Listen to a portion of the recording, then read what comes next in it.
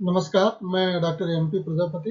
आइए आज की क्लास में हम चर्चा करते हैं कवि मुक्तिबोध की कविता, जो कि बहुत प्रसिद्ध कविता है। हमारे एमए फोर्थ सेमेस्टर में हम इसे पढ़ाते हैं। भूल गलती की व्याख्या।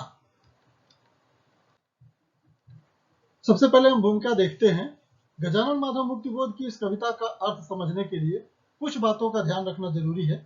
इस कविता में फारसी बहुल शब्दावली का मुक्तिबोध ने उपयोग किया है। इससे यह भ्रम उत्पन्न हो जाना स्वाभाविक है कि वे शायद मुगलिया दरबार की किसी घटना के बारे में कविता लिख रहे हैं, लेकिन इसके जरिए वे केवल मध्ययुगीनता का वातावरण तैयार करना चाहते हैं, जिसमें शासक की क्रूरता, बुद्धि, विवेक और ज्ञान सबके ऊपर शासन करती है।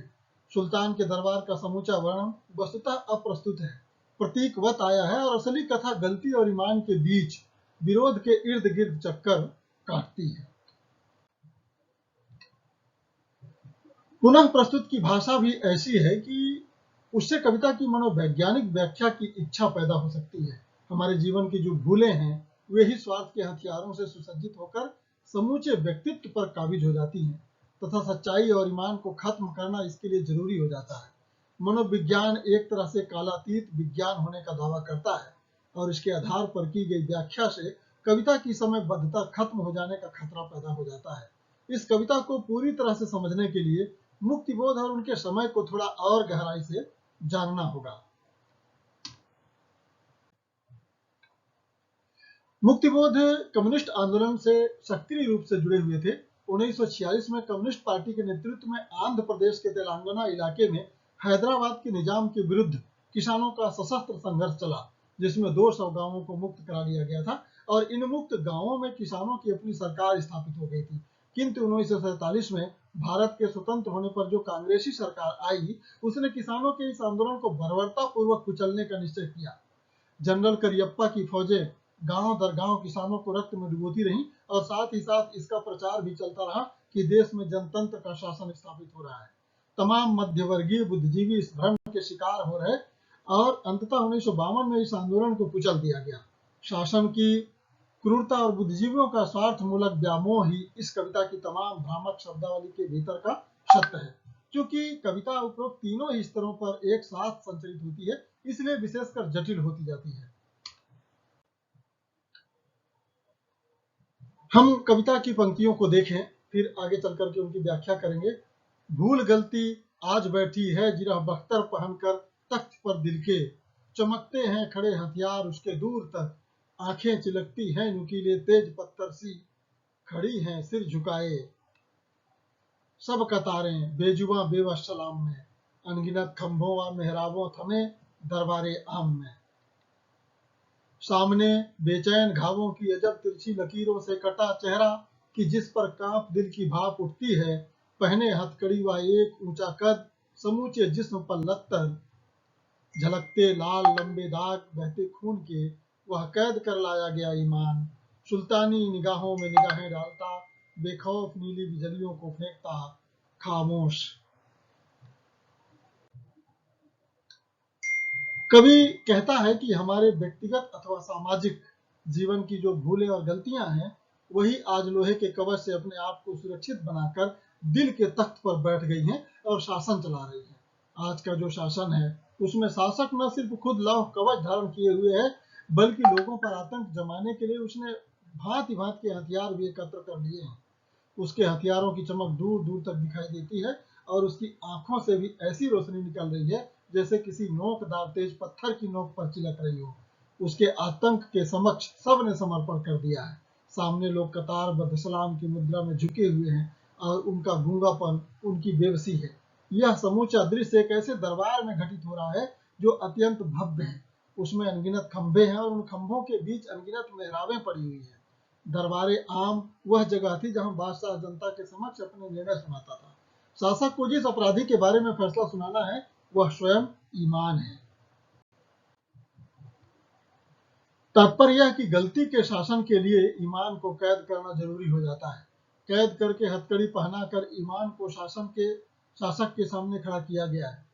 कैदी का चेहरा घावों की आड़ी तिरछी लकीरों से कटा पिटा है, और ये घाव उसकी बेचैनी के हैं। इन घावों के कारण उसका चेहरा इतना भयानक हो गया है कि जिस पर नजर डालने से दिल कांप उठता है। और हाय निकल आती है। ऐसा नहीं कि घावों अथवा कैद होने के कारण उसका कद छोटा हो गया हो, हालांकि उसके जिस्म पर कपड़ों की जगह गरीबी और परेशानी के चिन्ह लत्ते मात्र लटक रहे हैं और खून के लंबे लाल दाग भी उन लत्तों पर दिखाई दे रहे हैं। फिर भी उसका स्वाभिमान सुरक्षित है। जहां अन्य सभी लोग निगाह झुकाए हुए हैं, वहीं वह सिर ऊंचा कर सीधे शासक की आंखों में आंखें डाले हुए है। वह निडर है और उसकी भी आंखों से अग्नि स्फुलिंग के समान नीली बिजली के टुकड़े निकल रहे हैं। चतुर्दिक खामोशी पसरी हुई है, लेकिन शासक के आतंक और कैदी की निडरता के बीच आंखों ही आंखों से संवाद जारी है। सब खामोश, मनसबदार, शायर और सूफी, अल गजाली, इब्ने सिन्ना, अल बरूनी, आलिम व फाजिल, सिपा सालार, सब सरदार हैं खामोश। ना मंजूर उसको जिंदगी की शर्म की सी शर्त, ना मंजूर हठ इंकार का सिर तान खुद मुख्तार। कोई सोचता उस वक्त छाए जा रहे हैं सल्तनत पर घने शाहे शाह। सुल्तानी जिरह बख्तर बना है सिर्फ मिट्टी का, वो रेत का सा ढेर शहनशाह। शाही धाक का सिर्फ सन्नाटा, लेकिन ना जमाना सांप का काटा। भूल आलमगीर मेरी आपकी कमजोरियों के शाह, लोहे का जिरह बख्तर पहन खूंखार, हाँ खूंखार आलीजाह। वो आंखें सच्चाई की निकाले डालता, सब बस्तियां दिल की उजाड़े डालता।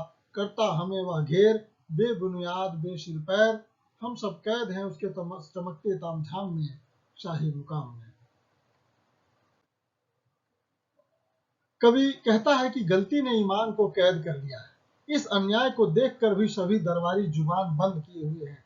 तमाम मनसबदार अर्थात पदवीधर, तमाम कवि और सूफी अर्थात संत, तमाम दार्शनिक, अलगजाली तबस्सुफ का दार्शनिक है, तमाम ज्योतिषी यानी इब्ने सिन्ना एक ज्योतिषी था, तमाम इतिहासकार, अलबरूनी प्रसिद्ध इतिहासकार था, सभी ज्ञानी, आलिम, फाजिल, इस्लामी शिक्षा की डिग्रियां हैं जो क्रमशः बीए और एमए के समतुल्य है, सभी सेनापति और सरदार अर्थात सभी शिक्षित, सुसंस्कृत और नेतृत्वकारी लोग चुप हैं। दूसरी तरफ ईमान से कहा गया है कि यदि वह कुछ शर्तें मान ले तो उसे जिंदगी बख्श दी जाएगी, लेकिन जिस शर्त को मानने में उसे शर्मिंदगी महसूस हो, ऐसी शर्त मानकर उसे जिंदगी नहीं चाहिए। वह समर्पण करके शर्मनाक जीवन नहीं बिताना चाहता। वह हठ पूर्वक इंकार कर सिर ताने हुए खड़ा है। वह तो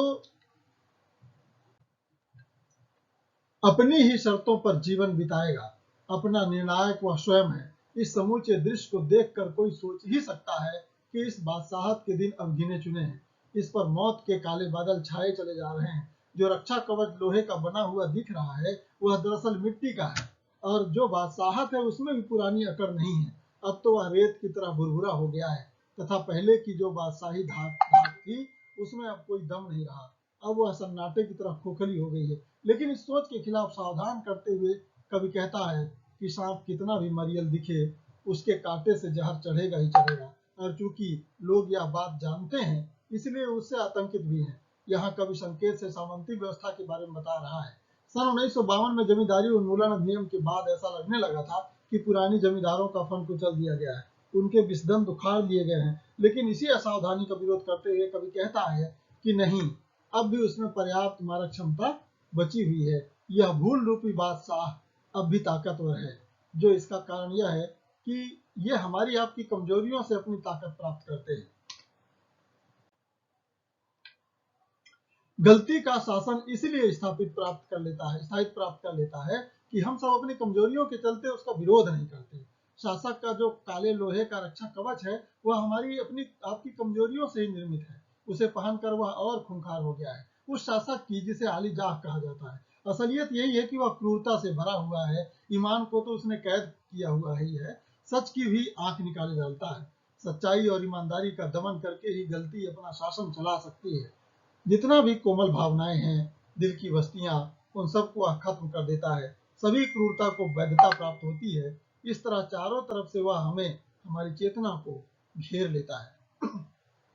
हमारे पांवों के नीचे कोई ठोस आधार नहीं रह जाता। हम बेसिर पैर के हो जाते हैं, न सोच पाते हैं, न चल पाते हैं। उसका जो सरकारी तामझाम है, पद प्रतिष्ठा की जो तमाम अवसर हैं, उन्हीं की लालच में उसके गुलाम होकर रह जाते हैं। बुद्धिजीवियों की बुद्धि को खरीद कर वह उन्हें अपना नौकर बना लेता है, और वे उसकी क्रूरता के विरुद्ध कुछ नहीं बोल पाते। काव्य पंक्तियां हैं। इतने में हमी में से अजीब करा सा कोई निकल भागा, भरे दरबारे आम में मैं भी संभल जागा, कतारों में खड़े खुदगर्ज बा हथियार बख्तर बंद समझौते सहम कर रह गए, दिल में अलग जबड़ा अलग दाढ़ी लिए दुमुहे के 100 तजुर्बों की बुजुर्गी से भरे, दरियल सिपा सालार संजीदा सहम कर रह गए। लेकिन उधर उस ओर कोई बुर्ज के उस तरफ जा पहुंचा, अंधेरी घाटियों के गोल टीलों घने पेड़ों में कहीं पर खो गया। महसूस होता है कि यह बेनाम बेमालूम के इलाके में सच्चाई के सुनहले तेज अक्षों के धुंधलके में मुहैया कर रहा लश्कर हमारी हार का बदला चुकाने आएगा। संकल्प धर्म चेतना का रक्त प्लाविश्वर हमारे ही हृदय का गुप्त स्वर्णाक्षर प्रकट होकर विकट हो जाएगा। कवि कहता है कि शासक जो स्वयं गलती है ने विद्रोही जो स्वयं ईमान है को कैद कर लिया है, और फिर भी जनता चुप है, दरबारी खामोश हैं और बुद्धिजीवी जिनमें कभी भी शामिल है आधारहीन हो गए हैं। न सिर्फ वे विरोध नहीं कर सकते बल्कि करा भी नहीं सकते। लेकिन तभी जैसे किसी से गुस्ताखी हो गई हो, जैसे कराह निकल गई हो, उसी तरह एक व्यक्ति समूचे मोहपाश को और आतंक को तोड़कर मुक्त हो गया। मुक्तिबोध मार्क्सवादी थे और मार्क्सवाद के अनुसार पूंजीवादी शासन के साथ मध्यम वर्गीय बुद्धिजीवी भी स्वार्थवश हो जाता है, परंतु उन्हीं बुद्धिजीवियों का एक हिस्सा स्वार्थ के तर्क को तोड़कर मजदूरों के पक्ष में खड़ा हो जाता है और अन्याय के विरुद्ध मजदूरों को संगठित करने लगता है। उक्त बिंब के जरिए मुक्तिबोध इसी विचार की पुष्टि करते हैं। कवि कहता है कि उक्त व्यक्ति के भागते ही मेरी मोह निद्रा भी टूट गई और मैं लोगों से भरे हुए दरबार में संभाल कर जाग गया। उस व्यक्ति के भागते ही तमाम दरबारी सहम गए। जो लोग कतारों में खड़े थे, उनका शासक के साथ जो समझौता था उसके रक्षक हथियार स्वयं उनके स्वार्थ ही थे। शासक यह समझौता टूटने के आतंक से भर उठा। जो तमाम दरियल सेनापति थे, उनके समूचे जीवन का अनुभव दोमुहेपन का अनुभव था। उनके दिल में कोई और बात रहती थी, जुबान पर कोई और, तथा इस दोमुहेपन की सच्चाई को छुपाने के लिए वे चेहरे पर गंभीरता धारण किए रहते थे।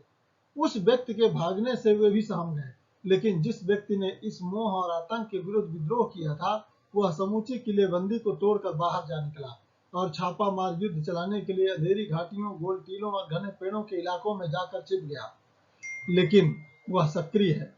कवि को यह एहसास होता है कि वह गुमनाम और अदम्य दर्रों के इलाकों में युद्ध के लिए तैयारियां जारी रखे हुए है। यह दर्रों का इलाका कुछ और नहीं, सच्चाई का इलाका है, जिसे गलती ने देश निकाला दे दिया था। इस इलाके में सच्चाई की रोशनी की तेज किरणों की सुबह फैली हुई है। जहां शासक पर काले बादल छाए हुए हैं, वहीं सच्चाई के इलाके में सुबह हो रही है। कवि कहता है कि आज सच्चाई और ईमान की जो पराजय हुई है, उसका बदला कल वही विद्रोही लेगा जिसकी चेतना में सच्चाई का संकल्प है और जिसकी आवाज में रक्त से लथपथ है। कवि को यह आशा है कि इस शासन के समाप्त हो जाने की जो इच्छा आज कवि के हृदय में गुप्त रूप से अवस्थित है, वर्तमान आतंक के कारण प्रकट नहीं हो पा रही है। आगामी दिनों में सच्चाई का सहारा पाकर वही इच्छा ऐसे स्वर्णिम अक्षरों में प्रकट होगी कि उसकी अनदेखी कर पाना असंभव हो जाएगा।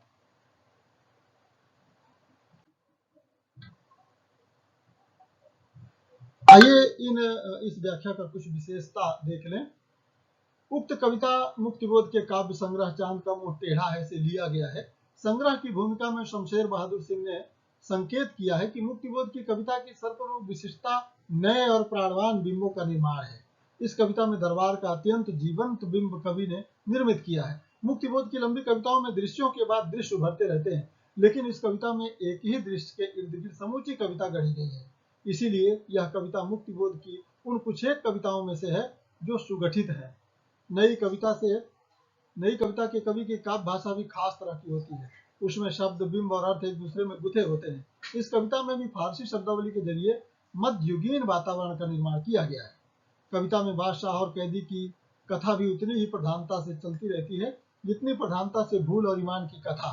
लेकिन जैसा कि जयशंकर प्रसाद की कामायनी का विश्लेषण करते हुए मुक्तिबोध ने कहा था कि कथा की प्राचीनता के आवरण को चीर कर रह रहकर प्रसाद के समय का सत्य झांक जाता है, उसी तरह इस कविता के मध्ययुगीन वातावरण और मनोवैज्ञानिक आवरण को चीर कर मुक्तिबोध के समय का सत्य दिखाई पड़ने लगता है।